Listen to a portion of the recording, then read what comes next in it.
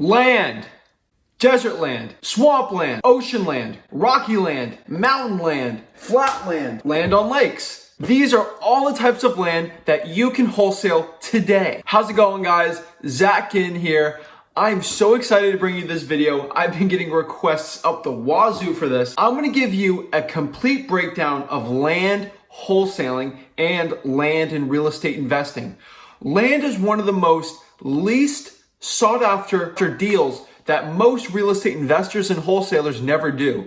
So let's break down what is land wholesaling. All that land that you just heard, you can wholesale. So in this video, we are gonna do a complete breakdown of wholesaling land, which is completely different than wholesaling real estate. So let's get into it. I feel like I gotta say this every time, but please smash that like button and subscribe to get more information from me. All right, guys, so I promise this is one of the most requested video topics that I ever get on Instagram, on Facebook, and in the comment section is, Zach, how can I wholesale land? Is it different than wholesaling real estate? What's the difference? Are the buyers different? Are the sellers different? How do I do conversations? How do I find leads for land? How should I even market to them? How do I pull these lists? I'm gonna answer all these questions for you in this video. So please sit back, relax, get your notebook out, and let's get some land deals. So before I really do a complete breakdown on wholesaling land, I wanted to give you a quick story of my first land deal. And I think it's a really good analogy of how I got started wholesaling land. It's very similar to every other person's start into wholesaling land. Is we were all real estate wholesalers. We don't know anything about wholesaling land. Like I used to barely know anything about real estate houses, like repairs and things like that. I'm more of a salesperson. So how am I gonna know a thing about land, zoning, building permits, utilities? It was all really confusing to me, but I learned on the job, and I really want to share this info so it doesn't take as much time to learn it as I did. So you know me a couple years ago, I was just all wholesale. I was strictly cold call, and I was going to the appointments, shaking hands, doing deals, and that's what I love to do. And I was really missing out on a huge opportunity, which was wholesaling land. So I was doing my typical cold calls. This was actually before college. And I was cold calling this lady, and I said, hey, Miss Mary Sue, I'm gonna keep her name private. Would you be open to a cash offer on 123 Main Street? Oh, that's that 3-bedroom, 2-bath house? You know, I live in that house. I'm not interested in selling that at all. She said, no, I'm not interested in selling that property. But she said, I do have a piece of land I really want to get rid of. And when I heard that, I was like, land? I'm like, how am I gonna make $30,000 on land? I thought to myself, like, get out of here. I don't want to deal with that. But an inkling have told me, you know, I've seen some videos. People do wholesale land.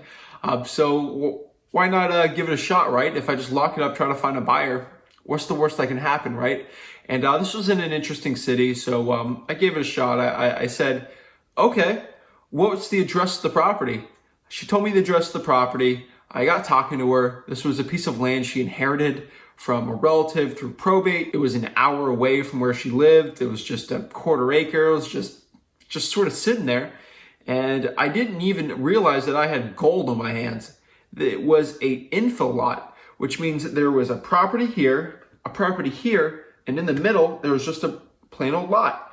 And it's a golden opportunity because that piece of vacant land right there, there's already development around it. You're not really buying land in like the plains of Iowa where it's just all farmland. Like property, vacant land, property, a builder can go in there, build it, and then sell it and actually do way better than if they just did out west or east. So I didn't know I had gold on my hands. That lot was probably worth around $40,000. And I seriously had no idea. So what happened with me was I called her so I could just continue my conversation with her about that piece of land, her inheritance. Again, real estate in general is not really about real estate. It is more about building relationships and just getting to know the seller, building that rapport. That will give you way better than being the most knowledgeable person out there. And started talking to her some more. We got to the price, and she said, I really don't even know what this thing's worth. It's a piece of land. I can't really find comparables in the area. I couldn't find comparables in the area. I had no idea what the land was worth. Rick always says, when you look at a property, think of how much you can get per month in rent.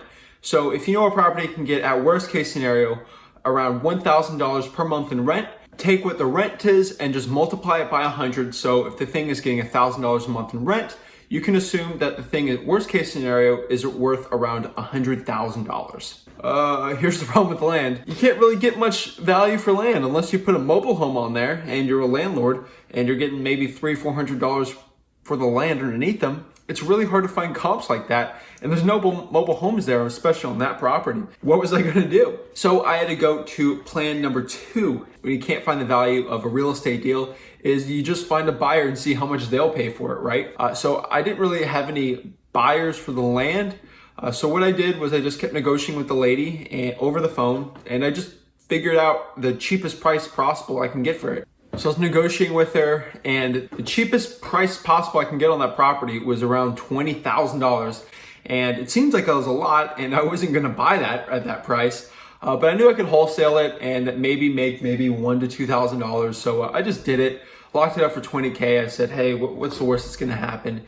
And the clock started ticking. I went out to the property, took pictures, felt stupid doing it, but I mean, I took pictures of it, just, and you know, what I did was I tried to find buyers. I didn't know what I was doing at all. We had some contacts that we knew that were actually builders, and we went there, talked to the builder, and he said, we can give you $30,000 for it. And I was blown away. What he did was he paid $30,000 for the property. I signed it, made $5,000 on that property. The builder then just built a house on there, and I think he paid like maybe $200,000 in total, and he made like $50,000 from that too. So he definitely got maybe the better end of that deal. But again, it was money that I never knew I could ever make. It paid for my cold calling for the entire year. So that's how I got started wholesaling land. And eventually I got a little better at it. I never really targeted land until really recently in the past, like ever since this coronavirus really hit, past like 6 months. So sometimes I'll be targeting land and I can make like $4,000 or $5,000 per deal.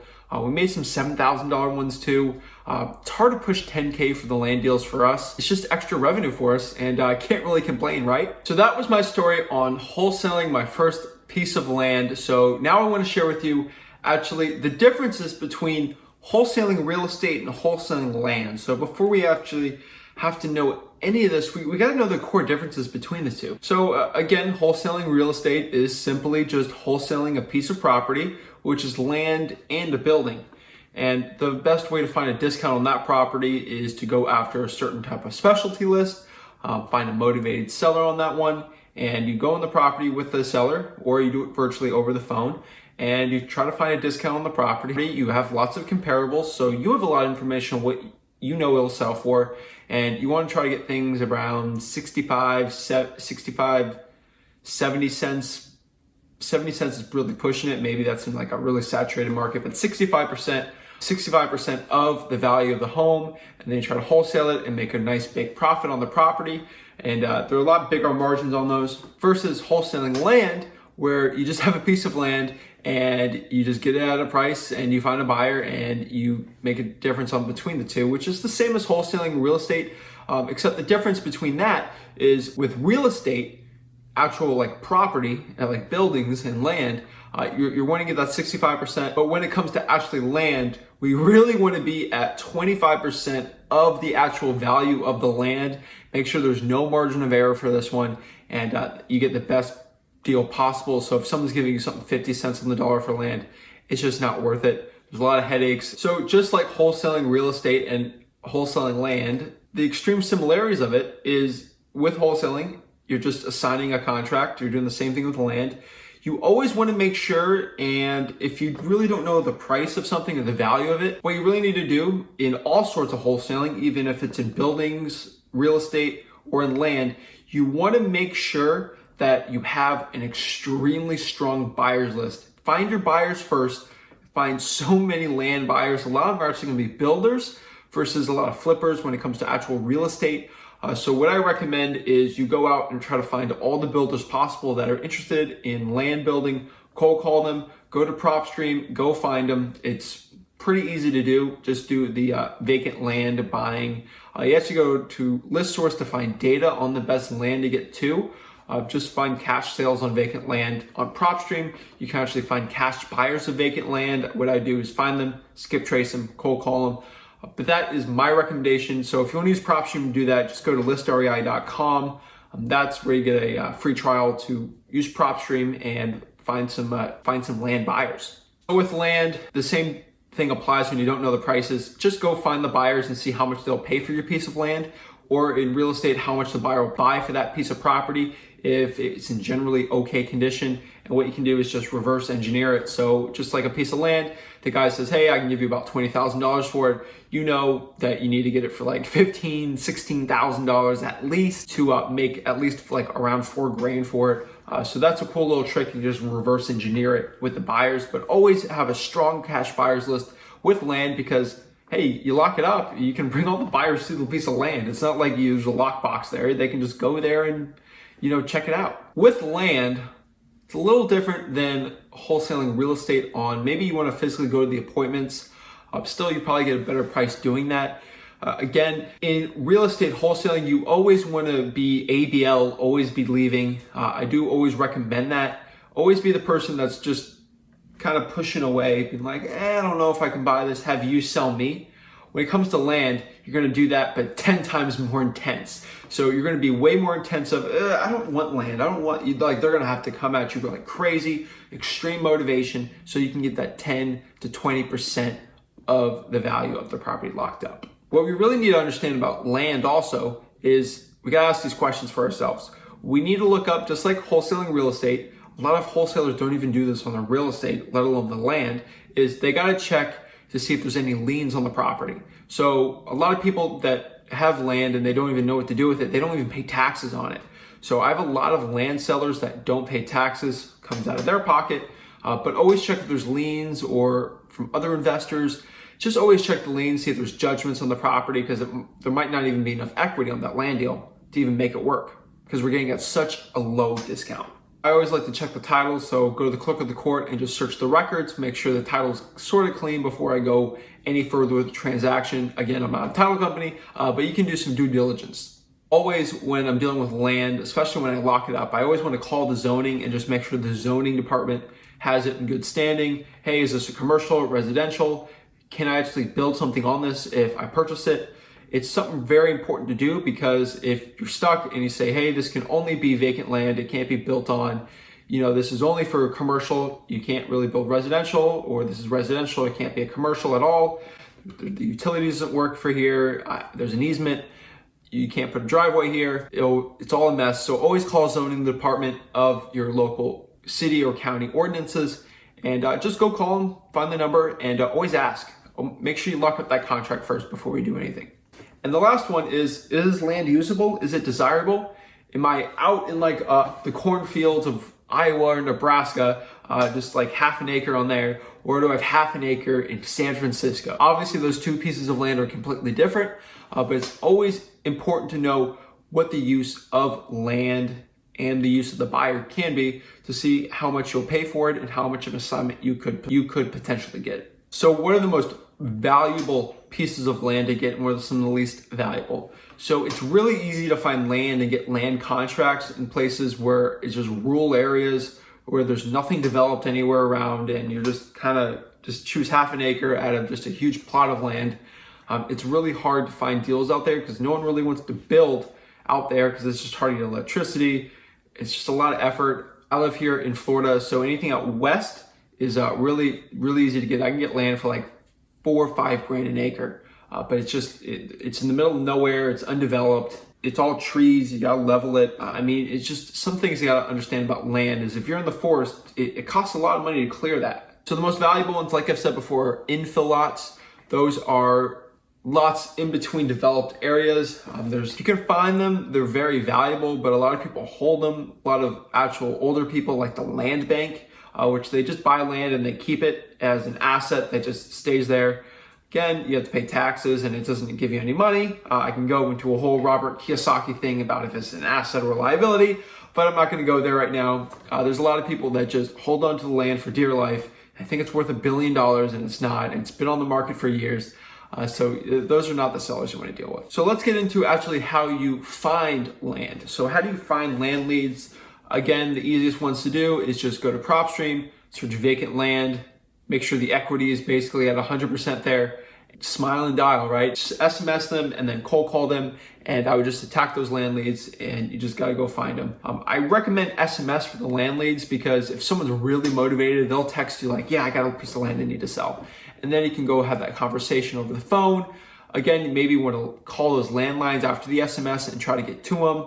I don't recommend direct mail. It's too expensive of a strategy for such low margins, in my opinion. That's my opinion on it. I have never really had much success with direct mail with land, except I've done direct mail and then someone says, I don't want to sell my house, but I got a piece of land I want to sell.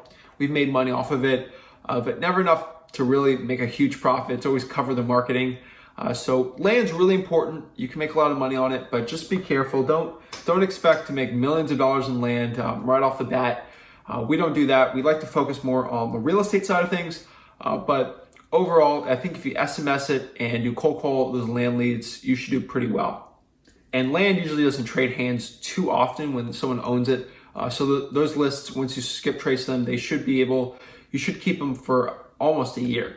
So guys, just to recap everything that I talked about, how to find land, I recommend PropStream. Go to vacant land, search the equity, make sure it's high, make sure it's in a desirable area, make sure it's not way too in undeveloped areas, make sure it's in hot zip codes. So I always just ask my buyers, I say, what zip codes are hot for you? Which ones do you want to buy in? They just give me a bunch of zip codes, and that's how I really try to find the zip codes I want to find my vacant land in and just do a quick SMS blast of that area. That's it, guys. That is my complete wholesaling land breakdown. If you really enjoyed this video, please like and subscribe. Again, I thank you so much for watching this, and let's go out there and let's wholesale some land deals.